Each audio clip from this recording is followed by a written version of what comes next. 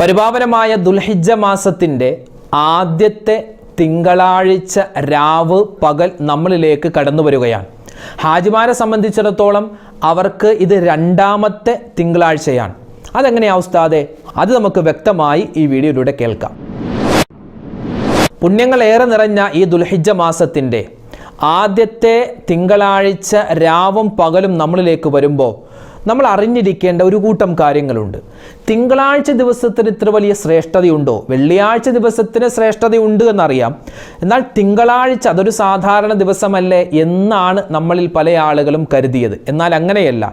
തിങ്കളാഴ്ച ദിവസത്തിന് മാത്രമുള്ള 9 പ്രത്യേകതകൾ, 9 മഹത്വങ്ങൾ, 9 വലിയ ഗുണങ്ങൾ മഹാന്മാരായ ഉലമാക്കൾ നമുക്ക് പഠിപ്പിച്ചു നൽകുന്നുണ്ട്. തിങ്കളാഴ്ച ദിവസത്തിന് മാത്രം ഹൈലൈറ്റ് ആയിട്ടുള്ള 9 പ്രത്യേകതകൾ ഏതൊക്കെയാണെന്ന് നമുക്കൊന്ന് പഠിക്കാം. പരിശുദ്ധമായ ബലിപെരുന്നാൾ കടന്നു വരികയാണ്. അതിനു മുമ്പ് 2 കാര്യം ശ്രദ്ധിക്കേണ്ടതുണ്ട്. ഇന്ന് ഞായറാഴ്ചയാണ്. ഇന്ന് ഏറ്റവും കൂടുതൽ ആളുകൾ പല ഡ്രസ്സ് കടകളിലേക്കും പെരുന്നാൾ ഡ്രസ്സ് എടുക്കാൻ വേണ്ടി പോകുന്നവരാണ്. അവരോട് ഒരു കാര്യം ഉണർത്താനുണ്ട്. പ്രത്യേകം ഒന്ന് ശ്രദ്ധിക്കണേ. ദുൽഹിജ്ജ മാസത്തിൻ്റെ എന്നല്ല, എല്ലാ തിങ്കളാഴ്ച ദിവസവും തിങ്കളാഴ്ച ദിവസവും അതിൻ്റെ പകലും അതിൻ്റെ രാവും നമ്മൾ ഏറ്റവും കൂടുതൽ പറയേണ്ട ഒരു അമൽ അത് സ്വലാത്ത് തന്നെയാണ്. ഇന്ന് നമ്മൾ പരിചയപ്പെടുത്തുന്നത് 4 വലിയ പ്രതിഫലങ്ങൾ കിട്ടുന്ന ചെറിയ ഒരു സ്വലാത്താണ്. 4 വലിയ പ്രതിഫലം കിട്ടുന്ന ചെറിയ ഒരു സ്വലാത്ത്. ഇൻഷാ അല്ലാഹ് ആ സ്വലാത്ത് നമുക്ക് എല്ലാവർക്കും കൂടി ഒന്നിച്ച് കുറച്ച് പ്രാവശ്യം പാരായണം ചെയ്യാം. ഏതാണ് ആ സ്വലാത്ത്? എന്താണ് ആ സ്വലാത്തിൻ്റെ പ്രത്യേകത? എന്താണ് ആ സ്വലാത്തിൻ്റെ ശ്രേഷ്ഠത? വിശദമായി നമുക്ക് വീഡിയോയിലൂടെ കേൾക്കാം. സുബ്ഹാനല്ലാഹ്, അൽഹംദുലില്ലാഹ്. അസ്സലാമു അലൈക്കും വറഹ്മത്തുള്ളാഹി. ബിസ്മില്ലാഹി വൽഹംദുലില്ലാഹി അസ്സലാത്തു വസ്സലാമു അലാ റസൂലില്ലാഹി വഅലാ ആലിഹി വസ്വഹ്ബിഹി അജ്മഈൻ. അമ്മാ ബഅദ്. ഏറ്റവും സ്നേഹബഹുമാനം നിറഞ്ഞ മുത്തു മുഅ്മിനീങ്ങളെ അല്ലാഹു തആല നമുക്കെല്ലാവർക്കും ആഫിയത്തുള്ള ദീർഘായുസ് നൽകി അനുഗ്രഹിക്കുമാറാവട്ടെ. നമ്മുടെയൊക്കെ രോഗങ്ങൾ അല്ലാഹു തആല ശിഫയാക്കുമാറാവട്ടെ. ഹലാലായ മുറാദുകൾ പഠിച്ചവനെ ഹാസിലാക്കുമാറാവട്ടെ. ആരെല്ലാം എന്തെല്ലാം ദുആ വസിയത്തിൽ എവിടെ വെച്ചെല്ലാം എങ്ങനെയെല്ലാം പറഞ്ഞിട്ടുണ്ടോ അല്ലാഹു തആല എല്ലാവരുടെയും ദുആകളെ സ്വീകരിക്കുകയും മനസ്സിലുള്ള പ്രയാസങ്ങൾ മാറ്റിത്തരുകയും ചെയ്യുമാറാവട്ടെ. ആമീൻ. അൽഹംദുലില്ലാഹ്. നമ്മളെല്ലാവരും പരിശുദ്ധമായ ദുൽഹിജ്ജ മാസത്തിൻ്റെ ആദ്യത്തെ തിങ്കളാഴ്ച രാവിലേക്ക് പ്രവേശിക്കുന്നു. തിങ്കളാഴ്ച ദിവസം കടന്നു വരുന്നു. ഹാജിമാരെ സംബന്ധിച്ചിടത്തോളം അവർക്ക് നാളെ പരിശുദ്ധമായ ദുൽഹിജ്ജ മാസത്തിൻ്റെ രണ്ടാമത്തെ തിങ്കളാഴ്ചയാണ്. അവർക്ക് ആദ്യം ഒരു തിങ്കളാഴ്ച കിട്ടിയിരുന്നു. ദുൽഹിജ്ജ 1 അവർക്ക് തുടങ്ങിയത് തിങ്കളാഴ്ചയാണ്. നമുക്ക് ദുൽഹിജ്ജ 1 ചൊവ്വാഴ്ചയായിരുന്നു. നിലാവ് കാണുന്നതിൻ്റെ ആ ഒരു വ്യത്യാസം.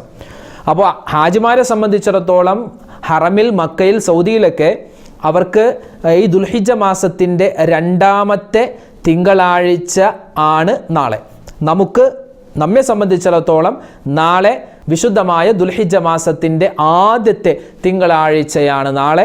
ഇന്ന് മഗ്‌രിബോടുകൂടി ആദ്യത്തെ തിങ്കളാഴ്ച രാവ് നമ്മളിലേക്ക് പ്രവേശിക്കുകയാണ്. നമുക്കറിയാമല്ലോ, വെള്ളിയാഴ്ച ദിവസത്തിന് ഒരുപാട് ശ്രേഷ്ഠതകളുണ്ട്. ഒരുപാട് ശ്രേഷ്ഠതകൾ നമ്മൾ പറഞ്ഞത് കേട്ടിട്ടുണ്ട്. നമ്മൾ തന്നെ ഒരുപാട് വീഡിയോകളിൽ അതൊക്കെ പരിചയപ്പെടുത്തിയിട്ടുണ്ട്. എന്നാൽ ഈ തിങ്കളാഴ്ച ദിവസത്തിന് വലിയ മഹത്വമുണ്ടോ ഉസ്താദെ എന്ന് പല ആളുകളും ചോദിക്കാറുണ്ട്. ഒരുപാട് മഹത്വങ്ങൾ ഉണ്ട് എന്ന് തന്നെയാണ് അതിൻ്റെ ഉത്തരം.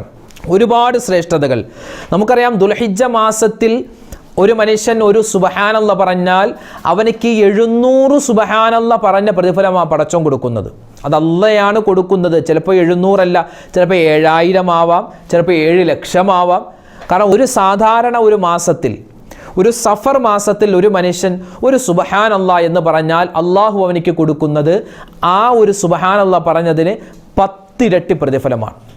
ഒരു സുബ്ഹാനല്ലാ പറഞ്ഞാൽ 10 സുബ്ഹാനല്ലാ പറഞ്ഞ പ്രതിഫലമാണ്. എന്നാൽ അത് ഈ ദുൽഹിജ്ജ മാസമാകുമ്പോൾ ആദരിച്ച, അല്ലാഹു തആല ബഹുമാനിച്ച ഈ പരിശുദ്ധമായ ദുൽഹിജ്ജ മാസത്തിൽ ഒരു മനുഷ്യൻ സുബ്ഹാനല്ലാ പറഞ്ഞാൽ അവനിക്ക് ചിലപ്പോൾ 70 അല്ല, 700 7000 ഒക്കെ ആയിട്ട് അല്ലാഹു തആല ഇരട്ടി പ്രതിഫലം കൊടുക്കും. കാരണം അല്ലാഹുവാണ് കൊടുക്കുന്നത്. ഇന്നല്ലാഹ, നിശ്ചയമായും അല്ലാഹു തആല യുളാഇഫു ലിമൻ യശാ, അള്ളാഹ് ഉദ്ദേശിക്കുന്നവർക്ക് ഇരട്ടിയായി കൊടുക്കുമെന്നാണ്. പണ്ടത്തെ ആളുകൾക്കൊക്കെ, പണ്ട് നമ്മുടെ വല്ലുമ്മമാരും വല്ലുപ്പമാരൊക്കെ വെള്ളിയാഴ്ച രാവിനും വെള്ളിയാഴ്ച പകലിനും എത്രമാത്രം വലിയ ശ്രേഷ്ഠത കൽപ്പിച്ചിരുന്നു, എത്രമാത്രം വലിയ ബഹുമാനം ആദരവും കൊടുത്തിരുന്നു, അതുപോലെ ബഹുമാനവും ആദരവും വലിയ ശ്രേഷ്ഠതയും ഒരുപാട് ദിക്റുകളും സ്വലാത്തുകളും തസ്ബീഹുകളും ഖുർആൻ പാരായണങ്ങളൊക്കെ ചെയ്തിരുന്ന ഒരു രാവും പകലുമാണ് തിങ്കളാഴ്ച രാവും തിങ്കളാഴ്ച പകലും. നമുക്കത് ഒരു വലിയ ശ്രേഷ്ഠതയുള്ള ദിവസമായിട്ട് തോന്നുന്നില്ല അല്ലേ? എന്നാൽ നമ്മൾ അറിയേണ്ട തിങ്കളാഴ്ച ദിവസത്തിന് മാത്രം പ്രത്യേകതയുള്ള 9 കാര്യങ്ങളുണ്ട്. തിങ്കളാഴ്ച ദിവസത്തിൻ്റെ 9 പ്രത്യേകതകൾ, 9 ശ്രേഷ്ഠതകൾ. അത് മനസ്സിലാക്കിയാൽ നമുക്ക് ഈ തിങ്കളാഴ്ചയുടെ പവർ എന്താണെന്ന് തിരിയും. നമുക്ക് ആദ്യം അതിലേക്ക് പോവാം. ഒന്നാമതായി തിങ്കളാഴ്ച ദിവസം, അതിന് അറബിയിൽ പറയുന്നത് യൗമുൽ ഇസ്നൈൻ എന്നാണ്. യൗമുൽ ഇസ്നൈൻ, തിങ്കളാഴ്ച ദിവസം. ഈ തിങ്കളാഴ്ച ദിവസത്തിൻ്റെ നമ്മളറിയാത്ത 9 മഹത്വങ്ങൾ. അതിലൊന്നാമത്തേത് ആദരവായ റസൂലുള്ളാഹി സ്വല്ലല്ലാഹു അലൈഹി വസല്ലമ തങ്ങൾ പറയുന്നു, അന ഉലിത്തു ഫീഹ്, ഈ ഒരു തിങ്കളാഴ്ച ദിവസത്തിലാണ് എന്നെ പ്രസവിപ്പിക്കപ്പെട്ടത്, ഞാൻ ജനിച്ചത്. നബി തങ്ങൾ ജനിച്ചത് ഒരു തിങ്കളാഴ്ച ദിവസമായിരുന്നു. വെള്ളിയാഴ്ചയല്ല, ചൊവ്വാഴ്ചയല്ല, ബുധനല്ല, ശനിയല്ല, ഞായറല്ല, ഒരു തിങ്കളാഴ്ച ദിവസമാണ്. സുബഹിയോടടുത്ത സമയത്താൻ. അപ്പോൾ തന്നെ ഈ ദിവസത്തിൻ്റെ ശ്രേഷ്ഠത മനസ്സിലായില്ലേ? അപ്പോൾ തന്നെ നമുക്ക് തിരിഞ്ഞില്ലേ? രണ്ടാമത്തേത് അമലുകൾ അള്ളാഹുവിൻ്റെ അടുക്കലേക്ക് ആഴ്ചയിൽ കണക്കനുസരിച്ച് ഉയർത്തപ്പെടുന്നത്. ഒന്നാമത്തെ ദിവസം തിങ്കളാഴ്ചയാണ്, രണ്ടാമത്തെ മറ്റൊരു ദിവസമാണ് വ്യാഴാഴ്ച. അപ്പോൾ അള്ളാഹുവിലേക്ക് നമ്മൾ ചെയ്യുന്ന അമലുകൾ, വെള്ളിയാഴ്ചത്തെയും ശനിയാഴ്ചത്തെയും ഞായറാഴ്ചത്തെയും അമലുകൾ അള്ളാഹുവിലേക്ക് ഉയർത്തപ്പെടുന്നത് തിങ്കളാഴ്ച ദിവസമാണ്. ചൊവ്വാഴ്ചത്തെയും അതുപോലെ ബുധനാഴ്ച ദിവസത്തെയും അതുപോലെ വ്യാഴാഴ്ച മഗ്രിബ് വരെയുള്ള അമലുകൾ അള്ളാഹുവിലേക്ക് ഉയർത്തപ്പെടുന്നത് വ്യാഴാഴ്ച ദിവസമാണ്. അപ്പോൾ തിങ്കളാഴ്ച ദിവസം നാളത്തെ പകലിൽ അള്ളാഹുവിലേക്ക് നമ്മുടെ അമലുകൾ ഉയർത്തപ്പെടുമെന്ന് മുത്ത് നബി മുഹമ്മദ് മുസ്തഫ സല്ലല്ലാഹു അലൈഹി വസല്ലം. ഈ ഒരു ഹദീസിൽ ഒരു കാര്യം കൂടി എൻ്റെ ഉമ്മമാർക്കും ഉപ്പമാർക്കും പറഞ്ഞു തരാം. നബി തങ്ങൾ ഇങ്ങനെ പറയുന്നു, അതായത് ആഴ്ചകളിൽ അള്ളാഹുവിൻ്റെ അടുക്കൽ അമലുകൾ ഉയർത്തപ്പെടുന്നത് ഒന്നാമത്തേത് തിങ്കളാഴ്ച ദിവസവും രണ്ടാമത്തേത് വ്യാഴാഴ്ച ദിവസമാണ്. അങ്ങനെ അമലുകൾ അള്ളാഹുവിൻ്റെ അടുക്കിലേക്ക് ഇങ്ങനെ ഉയർത്തപ്പെടുമ്പോൾ ചില അമലുകൾ വെളുത്തിരിക്കും, ചില അമലുകൾ കറുത്തിരിക്കുമെന്നാണ്. രണ്ടും അമലുകൾ തന്നെ, രണ്ടും നിസ്കാരമാണ്, രണ്ടും നോമ്പ് തന്നെയാണ്. പക്ഷെ ചില നിസ്കാരങ്ങൾ വെളുത്തിട്ട് പോകും, ചില നിസ്കാരങ്ങൾ കറുത്തിട്ട് പോകുമെന്നാണ്. അപ്പോൾ സ്വഹാബിമാർ ചോദിച്ചു, എന്തേ നബി അങ്ങനെ ഒരു നിറമാറ്റം? ആ സമയത്ത് നബി തങ്ങൾ പറഞ്ഞു, ഒരു അമൽ ചെയ്യുമ്പോൾ ആ അമലിൽ ഒരുപാട് ഇസ്തിഗ്ഫാർ ഉണ്ട് എങ്കിൽ ആ ഒരു അമൽ വെളുത്തിട്ടാണ്, അബിയലായിട്ട് പോകും. ഇസ്തിഗ്ഫാർ കുറയും തോറും ആ അമൽ അതെന്താകും? അസ്വദ്, കറുത്തിട്ടാണ് പോവുക. അപ്പോൾ നമ്മൾ എന്ത് അമൽ ചെയ്താലും അതിലൊരു ഇസ്തിഗ്ഫാർ കൊണ്ടുവരണം. അതല്ലേ നമ്മൾ നിസ്കാരം കഴിഞ്ഞ ഉടൻ തന്നെ എന്താ പറയുക? അസ്സലാമു അലൈക്കും വറഹ്മത്തുള്ളാഹ്, അസ്സലാമു അലൈക്കും വറഹ്മത്തുള്ളാഹ്. ഉടൻ തന്നെ പറയുന്നു അസ്തഗ്ഫിറുല്ലാഹ്, അസ്തഗ്ഫിറുല്ലാഹ്, അസ്തഗ്ഫിറുല്ലാഹ്. അവിടെ നമ്മളൊരു പാപമൊന്നും ചെയ്തിട്ടില്ല, വലിയ തെറ്റ് ചെയ്തിട്ടാണോ നമ്മൾ അസ്തഗ്ഫിറുല്ലാഹ് പറയുന്നത്? അല്ലല്ലോ. പക്ഷെ നമ്മളവിടെ അസ്തഗ്ഫിറുല്ലാഹ് പറയുന്നു. അങ്ങനെ പറയണമെന്നാണ്, അങ്ങനെ പറയണമെന്ന്. എന്ത് നല്ല കാര്യം ചെയ്തിട്ടും ഇസ്തിഗ്ഫാർ പറയണം. അത് പാപം പൊറുപ്പിക്കാൻ വേണ്ടി മാത്രമല്ല. നമ്മൾ ചില ആളുകളൊക്കെ കരുതിയിരിക്കുന്നു എന്തെങ്കിലും ഒരു തെറ്റ് ചെയ്താൽ പറയേണ്ട ഒരു വാക്കായി ഇസ്തിഗ്ഫാറിനെ മാറ്റിയിരിക്കുന്നു. അങ്ങനെയല്ല. ഇസ്തിഗ്ഫാർ എല്ലാ തെറ്റ് ചെയ്യുമ്പോഴും പറയേണ്ടതുപോലെ എല്ലാ നന്മ ചെയ്താലും പറയണം. കാരണം അത് വീണ്ടും ആ ചെയ്ത നന്മ ഇനിയും ഒരുപാട് ജീവിതത്തിൽ ചെയ്യാനുള്ള തൗഫീഖിന് വേണ്ടിയാണ് ആ ഇസ്തിഗ്ഫാർ പറയുന്നതെന്ന് ചില മഹാന്മാരെ രേഖപ്പെടുത്തി വെച്ചിട്ടുണ്ട്. ഇപ്പം നമ്മൾ നിസ്കാരം കഴിയുടൻ തന്നെ അസ്തഗ്ഫിറുല്ലാഹ്, അസ്തഗ്ഫിറുല്ലാഹ്, അസ്തഗ്ഫിറുല്ലാഹ് എന്ന് പറയൂലേ? അതെന്താ? അല്ലാഹുവേ ഇനിയും എനിക്കിങ്ങനെ നിസ്കരിക്കണം, അതിനുശേഷം ഇനിയും എനിക്ക് ഇസ്തിഗ്ഫാർ പറയാനുള്ള ഒരു തൗഫീഖ് കിട്ടാൻ, അതിനു വേണ്ടിയാണ്, ഒരു ചാൻസ് ഒന്നുകൂടി കിട്ടാൻ വേണ്ടിയാണ് ഇസ്തിഗ്ഫാർ അങ്ങനെ പറയുന്നത് എന്ന് ചില ഉലമാക്കളൊക്കെ അവരുടെ കിതാബുകൾ രേഖപ്പെടുത്തി വെക്കുന്നുണ്ട്. അപ്പോൾ പറഞ്ഞു വന്നത്, നമ്മൾ ഇപ്പോൾ ഖുർആൻ ഓതി കഴിഞ്ഞാലും നോമ്പ് പിടിച്ചു കഴിഞ്ഞാലും അതുപോലെ തന്നെ എന്തെല്ലാം അമലുകളുണ്ടോ ആ അമലുകളൊക്കെ ചെയ്ത് കഴിഞ്ഞ് നമ്മൾ പറയേണ്ട ഒരു കാര്യം ഇസ്തിഗ്ഫാറാൻ. അപ്പോൾ നബി തങ്ങൾ പറയുന്നു, തിങ്കളാഴ്ച ദിവസം അള്ളാഹുവിൻ്റെ അടുക്കലേക്ക് അമലുകൾ ഉയർത്തപ്പെടും. അല്ലാഹു തആല നല്ല രൂപത്തിൽ അമലുകൾ ഉയർത്തപ്പെടുന്നവരുടെ കൂട്ടത്തിൽ നമ്മൾ ഉൾപ്പെടുത്തുമാറാവട്ടെ. മൂന്നാമത്തെ പ്രത്യേകത, സ്വർഗത്തിന് 8 കവാടങ്ങളുണ്ട്.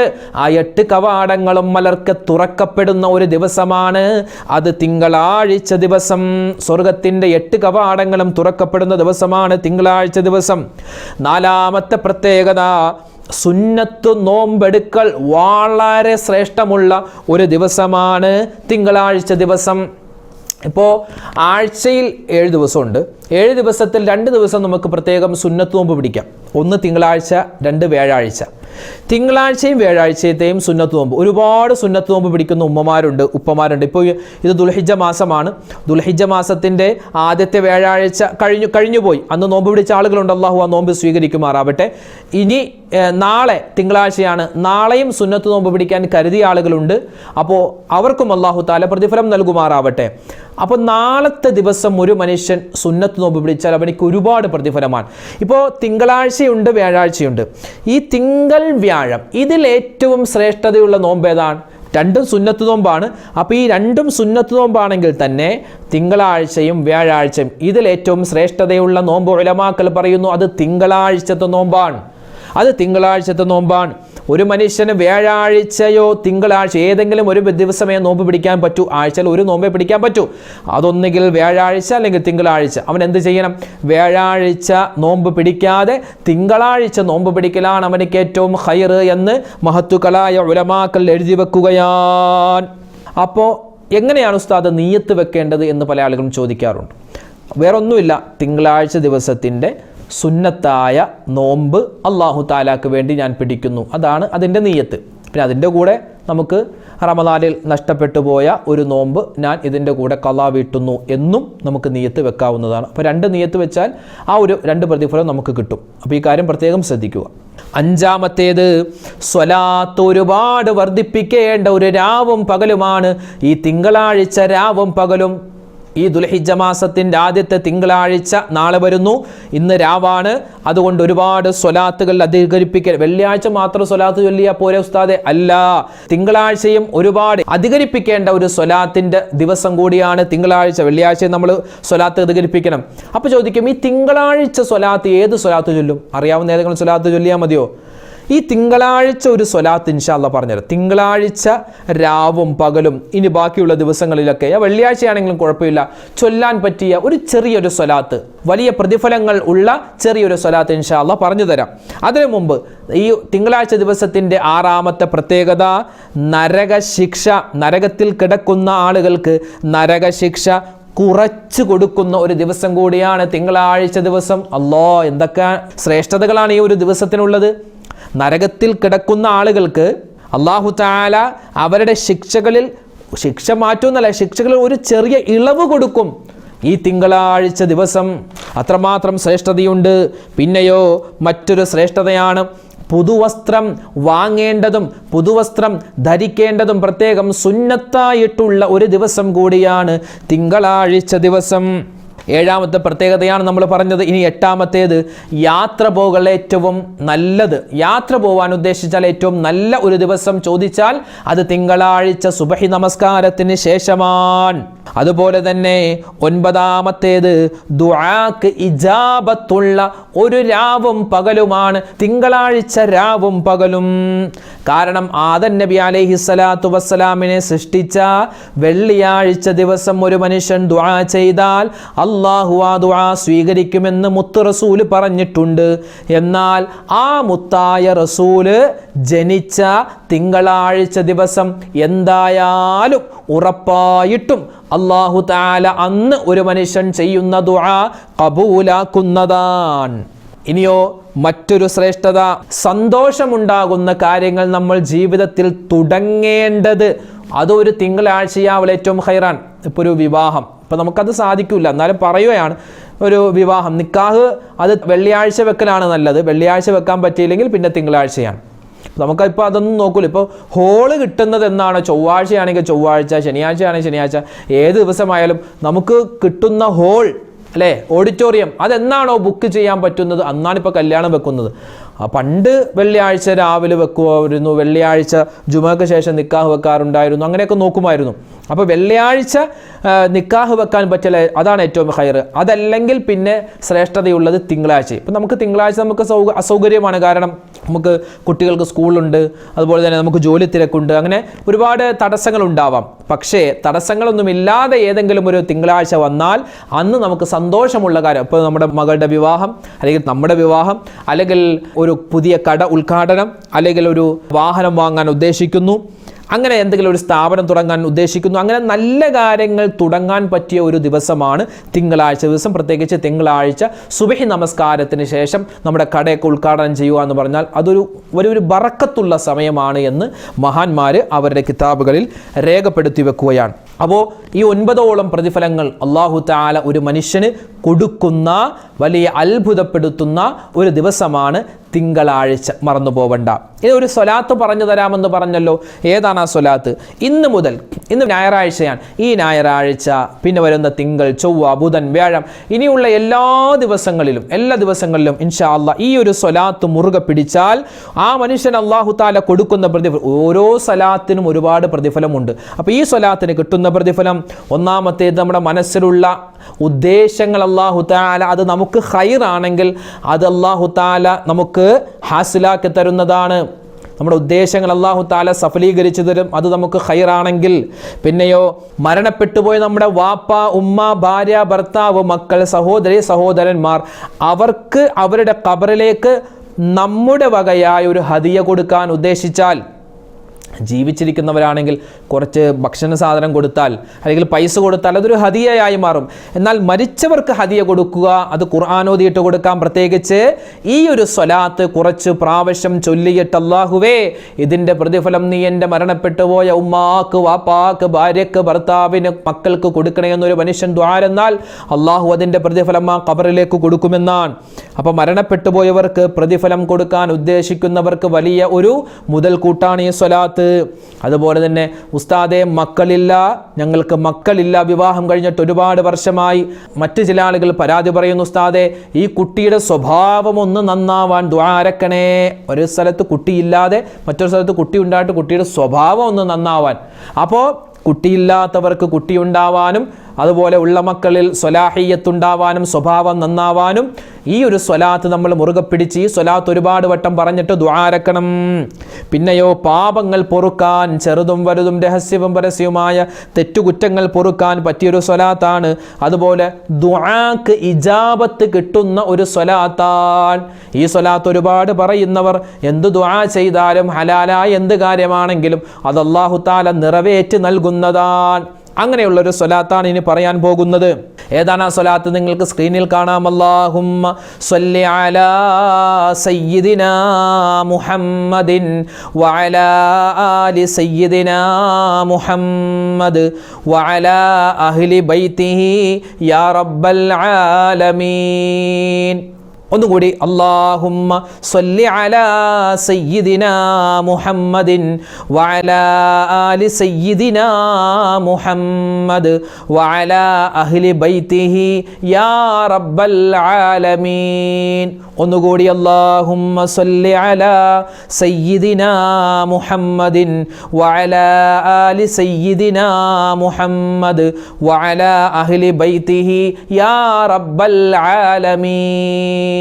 അല്ലാഹുവേ, മുത്ത് നബിക്കും അവിടുത്തെ കുടുംബത്തിനും അവിടുത്തെ സന്താന പരമ്പരകൾക്കും അവിടുത്തെ അസ്ഹാബിനും എല്ലാവർക്കും അല്ലാഹുവേ നീ സദാസമയം എല്ലാവിധത്തിലുള്ള രക്ഷയും സമാധാനവും ഗുണവും കൊടുക്കണേ എന്നാണ് ഈ സ്വലാത്തിൻ്റെ ഏകദേശ അർത്ഥം. ഈ സ്വലാത്ത് ഇനിയിപ്പോൾ കുറച്ച് കഴിഞ്ഞിട്ട് ചൊല്ലാം എന്ന് വെച്ച് മാറ്റി നിർത്തണ്ട. ഇത് പരിശുദ്ധമായ ദുൽഹിജ്ജ മാസത്തിൻ്റെ ആദ്യത്തെ തിങ്കളാഴ്ചയാണ്. തിങ്കളാഴ്ച രാവ് നമ്മളിലേക്ക് കടന്നു വരുന്നു. തിങ്കളാഴ്ച നാളെ കടന്നു വരുന്നു. ഇൻഷാ അല്ലാഹ് ഈ വീഡിയോ കേൾക്കുന്ന നിങ്ങൾ ഈ സമയം തന്നെ ഒരു 11 പ്രാവശ്യം ഈ സ്വലാത്ത് മനസ്സറിഞ്ഞ് ചൊല്ലിയിട്ട് ദുആ എന്നാൽ അല്ലാഹു ദുആ സ്വീകരിക്കും. ഇൻഷാ അല്ലാഹ് നമുക്ക് എല്ലാവർക്കും ഒന്നിച്ച് ഒരു 11 പ്രാവശ്യം ഈ സ്വലാത്ത് എന്ന് പറയാം. ഒന്നിച്ച് അല്ലാഹുമ്മ സ്വല്ലി അലാ സയ്യിദിനാ മുഹമ്മദിൻ വഅലാ ആലി സയ്യിദിനാ മുഹമ്മദ് വഅലാ അഹ്ലി ബൈതിഹി യാ റബ്ബൽ ആലമീൻ. അല്ലാഹുമ്മ സ്വല്ലി അലാ സയ്യിദിനാ മുഹമ്മദിൻ വഅലാ ആലി സയ്യിദിനാ മുഹമ്മദ് വഅലാ അഹ്ലി ബൈതിഹി യാ റബ്ബൽ ആലമീൻ. അല്ലാഹുമ്മ സ്വല്ലി അലാ സയ്യിദിനാ സയ്യിദിനാ മുഹമ്മദിൻ വഅലാ ആലി സയ്യിദിനാ മുഹമ്മദ് വഅലാ അഹ്ലി ബൈതിഹി യാ റബ്ബൽ ആലമീൻ. അല്ലാഹുമ്മ സ്വല്ലി അലാ സയ്യിദിനാ മുഹമ്മദിൻ വഅലാ ആലി സയ്യിദിനാ മുഹമ്മദ് വഅലാ അഹ്ലി ബൈതിഹി യാ റബ്ബൽ ആലമീൻ. അല്ലാഹുമ്മ സ്വല്ലി അലാ സയ്യിദിനാ മുഹമ്മദിൻ വഅലാ ആലി സയ്യിദിനാ മുഹമ്മദ് വഅലാ അഹ്ലി ബൈതിഹി യാ റബ്ബൽ ആലമീൻ. അല്ലാഹുമ്മ സ്വല്ലി അലാ സയ്യിദിനാ മുഹമ്മദിൻ വഅലാ ആലി സയ്യിദിനാ മുഹമ്മദ് വഅലാ അഹ്ലി ബൈതിഹി യാ റബ്ബൽ ആലമീൻ. അല്ലാഹുമ്മ സ്വല്ലി അലാ സയ്യിദിനാ മുഹമ്മദിൻ വഅലാ ആലി സയ്യിദിനാ മുഹമ്മദ് വഅലാ അഹ്ലി ബൈതിഹി യാ റബ്ബൽ ആലമീൻ. അല്ലാഹുമ്മ സ്വല്ലി അലാ സയ്യിദിനാ മുഹമ്മദിൻ വഅലാ ആലി സയ്യിദിനാ മുഹമ്മദ് വഅലാ അഹ്ലി ബൈതിഹി യാ റബ്ബൽ ആലമീൻ. അല്ലാഹുമ്മ സ്വല്ലി അലാ സയ്യിദിനാ മുഹമ്മദിൻ വഅലാ ആലി സയ്യിദിനാ മുഹമ്മദ് വഅലാ അഹ്ലി ബൈതിഹി യാ റബ്ബൽ ആലമീൻ. അല്ലാഹുമ്മ സ്വല്ലി അലാ സയ്യിദിനാ മുഹമ്മദിൻ വഅലാ ആലി സയ്യിദിനാ മുഹമ്മദ് വഅലാ അഹ്ലി ബൈതിഹി യാ റബ്ബൽ ആലമീൻ. അല്ലാഹുമ്മ സ്വല്ലി അലാ സയ്യിദിനാ മുഹമ്മദിൻ വഅലാ ആലി സയ്യിദിനാ മുഹമ്മദ് വഅലാ അഹ്ലി ബൈതിഹി യാ റബ്ബൽ ആലമീൻ. അപ്പോൾ ദുൽഹിജ്ജ മാസത്തിൻ്റെ ആദ്യത്തെ തിങ്കളാഴ്ച നമ്മളിലേക്ക് കടന്നു വരുന്നു. രാവ് ഇന്നത്തെ മഗ്‌രിബോടുകൂടി പ്രവേശിക്കുന്നു. ഈ ദിവസത്തെ നമ്മൾ അറിയേണ്ട, നമ്മൾ മനസ്സിലാക്കേണ്ട ഒരു കൂട്ടം കാര്യങ്ങളും അതോടൊപ്പം തന്നെ ഇന്നു മുതൽ നമ്മൾ പതിവാക്കേണ്ട ചെറിയ ഒരു അത്ഭുതപ്പെടുത്തുന്ന സ്വലാത്തുമാണ് നമ്മൾ ഈ വീഡിയോയിലൂടെ പഠിച്ചത്, നമ്മൾ മനസ്സിലാക്കിയത്. ഇത് നിങ്ങൾ ജീവിതത്തിൽ പ്രാവർത്തികമാക്കുക. ഇന്നത്തെ ദിവസത്തിനൊരു പ്രത്യേകതയുണ്ട്. ബലിപെരുന്നാൾ വ്യാഴാഴ്ചയാണ്, വരുന്ന വ്യാഴാഴ്ച ബലിപെരുന്നാളാണ്. അതിനു മുമ്പുള്ള ഒരു അവധി ദിവസത്തിലാണ് നമ്മളുള്ളത്. ഇന്ന് ഞായറാഴ്ചയാണ്, ഇന്ന് അവധി ദിവസമാണ്. നമ്മുടെ കുട്ടികളൊക്കെ വീട്ടിലുണ്ടാകും. അപ്പോൾ ഇന്ന് ഭൂരിഭാഗം എന്നല്ല ഏറെക്കുറെ എല്ലാവരും ഡ്രസ്സ് എടുക്കാൻ വേണ്ടി, പെരുന്നാളിൻ്റെ ഡ്രസ്സ് എടുക്കാൻ വേണ്ടി കടകളിലേക്ക് പോവാൻ തയ്യാറായി നിൽക്കുകയാണ്. കാരണം ഇനി വരുന്ന തിങ്കൾ, ചൊവ്വ, ബുധൻ ആ ദിവസങ്ങളിലൊക്കെ സ്കൂളുകൾ ഉണ്ടാകും, പ്രവൃത്തി ദിവസമാണ്. അപ്പോൾ അന്നൊക്കെ നമുക്ക് പോവാൻ ബുദ്ധിമുട്ടായതുകൊണ്ട് ഇന്നത്തെ ദിവസമായിരിക്കും ഒരു പക്ഷേ ഡ്രസ്സ് എടുക്കാൻ വേണ്ടി പോവുക. പെരുന്നാളിന് ഡ്രസ്സ് എടുക്കാം, അതൊക്കെ വലിയ സന്തോഷമാണ്. പ്രത്യേകം സുന്നത്താണ് പുതു വസ്ത്രം ധരിക്കുക എന്നുള്ളത്. അപ്പോൾ നമ്മൾ ശ്രദ്ധിക്കേണ്ട കാര്യം, പോകുന്ന സമയത്ത് ഇന്നത്തെ ളുഹർ കളയരുത്. ളുഹർ കളഞ്ഞ് ഒരു പെരുന്നാളിൻ്റെ സുന്നത്താകുന്ന പുതുവസ്ത്രം എടുക്കാൻ പോയിട്ട് ഇന്നത്തെ ദിവസം നിർബന്ധമാകുന്ന ളുഹർ കളയരുത്, അസർ കളയരുത്, മഗ്‌രിബ് കളയരുത്, ഇശാ കളയരുത്. എല്ലാം കൂടി ജമ്മും ജാമാക്ക് ആക്കിയിട്ട് രാത്രി വന്ന് ഒറ്റയടിക്ക് അങ്ങോട്ട് നിസ്കരിക്കുന്ന പല ഉമ്മമാരും ഉപ്പമാരും പല സ്ഥലത്തും ഉണ്ടാവാം. ഈ കേൾക്കുന്നവരല്ല, പല സ്ഥലത്തും ഉണ്ടാവാം. അങ്ങനെയല്ല, നമ്മൾ പോയാൽ ഇപ്പോൾ നമുക്കിപ്പോൾ ഏത് സ്ഥലത്ത് ചെന്നാലും, ഇപ്പോൾ ഏത് സ്ഥാപനത്തിൽ ചെന്നാലും അത്യാവശ്യം വലിയ സൗകര്യങ്ങളുള്ള ഒരു ഡ്രസ്സിൻ്റെ ഷോപ്പാണെങ്കിലും അതുപോലെ തന്നെ ഏതെങ്കിലും ജ്വല്ലറി ആണെങ്കിലും അവിടെയൊക്കെ ഇപ്പോൾ പ്രെയർ റൂം ഉണ്ടാകും, പ്രെയർ ഹാൾ ഉണ്ടാകും. അപ്പോൾ അവിടെയൊക്കെ കഴിയുന്നത് പോലെ നിസ്കാരം നിർവഹിക്കാൻ പ്രത്യേകം ശ്രദ്ധിക്കുക, അത് നഷ്ടപ്പെടുത്തരുത്. അതുപോലെ തന്നെ നമ്മുടെ കുട്ടികൾക്കൊക്കെ നമ്മൾ ഡ്രസ്സ് എടുക്കുമ്പോൾ ഇപ്പോൾ പല പല മോഡലുകൾ ഡ്രസ്സുകളാണല്ലോ, പല പല മോഡൽ, ആൺകുട്ടികൾക്കും പെൺകുട്ടികൾക്കൊക്കെ ഒരുപാട് മോഡൽ ഡ്രസ്സുണ്ട്. അപ്പോൾ മോഡൽ ഡ്രസ്സ് ആയിക്കോട്ടെ, കുഴപ്പമില്ല. പക്ഷേ നമ്മുടെ പെൺകുട്ടികൾക്കും ആൺകുട്ടികൾക്കൊക്കെ ഔറത്ത് മറയുന്നൊരു ഡ്രസ്സ് വേണം. ഇപ്പോൾ ആൺകുട്ടികൾക്കിപ്പോൾ പാൻറ്റ് ഷർട്ടുമായിരിക്കും. പാൻറ്റ് ഷർട്ടുമാണെങ്കിൽ തന്നെ സുജൂദ് ചെയ്യുമ്പോൾ അവരുടെ ഔറത്ത് വെളിവാകുന്ന തരത്തിലുള്ള ഷർട്ടുണ്ട്. അതായത് പാൻറ്റ് ഇറക്കിയിട്ട് ഷർട്ട് മുകളിലേക്ക്, ചെറിയ ഷോർട്ട് ഷർട്ടും അതുപോലെ തന്നെ താഴേക്ക് ഇറങ്ങിക്കിടക്കുന്ന ഒരു പാൻറ്റും പല ചെറുപ്പക്കാരും പല ആൺകുട്ടികളും ധരിക്കാറുണ്ട്. അപ്പം അങ്ങനത്തെ ഡ്രസ്സൊക്കെ ഒഴിവാക്കിയിട്ട് നമുക്കൊരു മാന്യമായ ഡ്രസ്സ്, പ്രത്യേകിച്ച് പെൺകുട്ടികളെ സംബന്ധിച്ചിടത്തോളം അവരുടെ ഔറത്ത് മറയുന്ന തരത്തിലുള്ള ഡ്രസ്സായിരിക്കണം. പർദ്ദ തന്നെ വേണം എന്നൊന്നും പറയുന്നില്ല. പർദ്ദ അതൊരു നല്ല വസ്ത്രമാണ്. പക്ഷേ ഇപ്പോൾ നമുക്ക് ഔറത്ത് മറയുന്ന ഇപ്പോൾ കുട്ടികളിടുന്ന ചുരിദാറ്, അതുപോലെ തന്നെ ഇപ്പോൾ മിഡിയം ടോപ്പ് ഉണ്ടോയെന്ന് അറിയില്ല. അപ്പോൾ മിഡിയം ടോപ്പൊക്കെ അത് ഔട്ട് ഓഫ് ഫാഷനായി. എന്നാലും അതൊക്കെ ഇപ്പോൾ വീണ്ടും വരുന്നുണ്ട്, നമ്മുടെ കമ്പോളങ്ങളിലേക്ക് വരുന്നുണ്ട്. പഴമ തിരിച്ചു വരികയാണല്ലോ. അപ്പോൾ എന്ത് ഡ്രസ്സ് ഇട്ടാലും അത് ഔറത്ത് മറയുന്ന ഡ്രസ്സായിരിക്കണം. അതേ എൻ്റെ ഉമ്മമാരോടും ഉപ്പമാരോടും എനിക്ക് ഓർമ്മപ്പെടുത്താനുള്ളത്. ഇനി പെരുന്നാളിന് കുറഞ്ഞ ദിവസങ്ങൾ മാത്രമാണുള്ളത്. അപ്പോൾ കൂടുതലായി അമലുകൾ വർദ്ധിപ്പിക്കുക.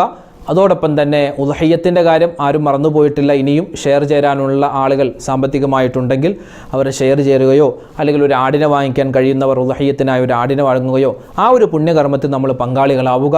ഉദ്ഹിയ്യത്ത് മൃഗങ്ങളെ വാങ്ങിയിട്ടുള്ള ആളുകളുണ്ട്. അവർ ആ ഉദ്ഹിയ്യത്ത് മൃഗത്തെ കാണുമ്പോൾ തക്ബീർ പറയുക, അല്ലാഹു അക്ബർ അല്ലാഹു അക്ബർ, പ്രത്യേകം സുന്നത്താണ്.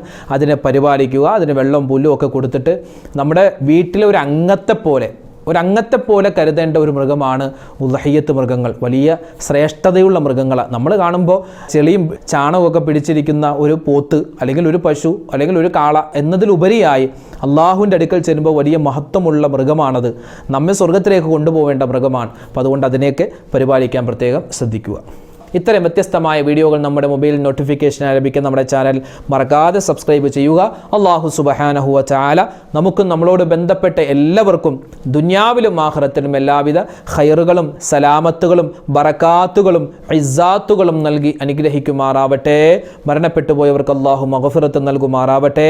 മനസ്സിലുള്ള ഒരുപാട് ഉദ്ദേശങ്ങളുണ്ട്, ഒരുപാട് പേര് ദുആരക്കാൻ പറയുന്നുണ്ട്. അല്ലാഹു എല്ലാവരുടെയും മനസ്സിലുള്ള എല്ലാ ആവശ്യങ്ങളും അതാത് സമയത്ത്, അല്ലെ, നമുക്ക് ഓരോ ആവശ്യങ്ങൾ ഓരോ സമയത്താണല്ലോ, അതാത് സമയത്ത് അള്ളാഹു നിർവഹിച്ച് നൽകുമാറാവട്ടെ. ഈ പരിശുദ്ധമായ ദുൽഹിജ്ജ മാസം നമുക്കെല്ലാവർക്കും അനുകൂലമായ സാക്ഷിയാക്കുമാറാവട്ടെ. പരിശുദ്ധമായ ഹജ്ജ് കർമ്മത്തിന് വേണ്ടി പോയിട്ടുള്ള ഹാജിമാർ അൽഹംദുലില്ലാ അവരൊക്കെ ഹജ്ജിൻ്റെ പ്രവർത്തനത്തിലേക്ക് കടക്കാൻ പോവുകയാണ്. അള്ളാഹു താല അവരുടെ ഹജ്ജ് എല്ലാവരുടെയും ഹജ്ജ് മഖബൂലും മബ്റൂറുമായി സ്വീകരിക്കുമാറാവട്ടെ.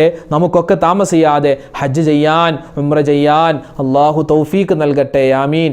ഈ വീഡിയോയുടെ എൻഡ് സ്ക്രീനായി നമ്മൾ പരിചയപ്പെടുത്തുന്ന അടുത്ത വീഡിയോ ഒരുപാട് പേര് ഫോണിൽ വിളിച്ചും അല്ലാതെ നമ്മുടെ വീഡിയോകൾക്ക് താഴെ കമൻറ്റ് രേഖപ്പെടുത്തിയും അല്ലാതെ നേരിട്ട് കാണുമ്പോഴൊക്കെ ചോദിക്കുന്ന ഒരു ചോദ്യം, ഉസ്താദെ വീട്ടിൽ ഒരുപാട് പ്രയാസമാണ്, കണ്ണേറാണ്, ഏതെങ്കിലും ഒരു സൂറത്ത് ഓതാൻ പറ്റിയതുണ്ടോ എന്നൊക്കെ ചോദിക്കാറുണ്ട്.